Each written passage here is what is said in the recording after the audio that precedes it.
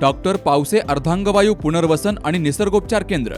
निसर्गरम्य आणि प्रदूषणमुक्त वातावरणात 20 कॉटचे उत्तम मशिनरी आणि सर्व सुविधा उपलब्ध असलेले सुसज्ज निसर्गोपचार केंद्र.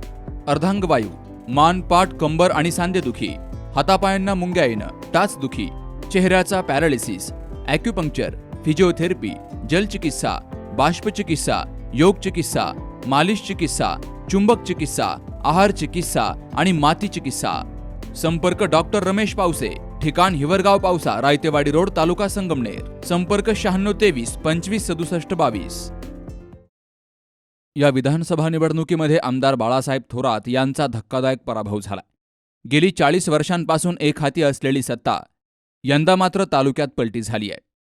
अमोल खताळ यांनी बाळासाहेब थोरात यांचा पराभव केलाय आणि आपल्या नेत्याचा पराभव जिव्हारी लागल्यामुळं संगमनेर तालुक्यातील पळसखेडे ग्रामपंचायतीच्या सदस्या सोनाली सोमनाथ कांडेकर यांनी आपल्या पदाचा राजीनामा दिलाय. तालुक्यात एवढी चांगली कामं करून देखील बाळासाहेब थोरात यांना पराभवाला सामोरं जावं लागलंय आणि यातून कांडेकर ह्या निराश झाल्या आणि त्यांनी आपल्या पदाचा राजीनामा दिलाय. संगमनेर तालुक्यातील साहेब बाळासाहेब थोरात यांचा पराभव झाल्यामुळे मी माझ्या पळसखेडे गावातील ग्रामपंचायत सदस्य पदाचा राजीनामा देत आहे. संगमनेरचे लोकनेते नामदार बाळासाहेब थोरात साहेबांचा पराभव आमच्या कुटुंबाच्या जिव्हारी लागल्यामुळे ती स्वतः सोनाली सोमनकर मिसेस ग्रामपंचायतीचा राजीनामा देत आहे.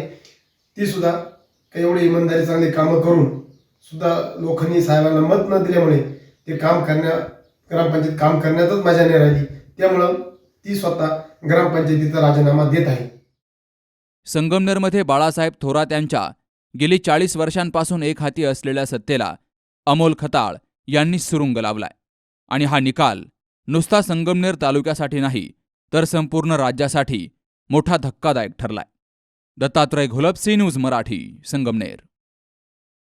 दादा, अरे 7 दिवसावर आले लग्न, सगळी तयारी झाली, पण फर्निचरचं काय? गृहवस्तू भांडार 10 ठिकाणी फिरण्यापेक्षा आपल्याला हव्या असलेल्या वस्तूंच्या हजारो व्हरायटीज एकाच ठिकाणी पाहायला मिळतात फक्त गृहवस्तू भांडार मध्ये.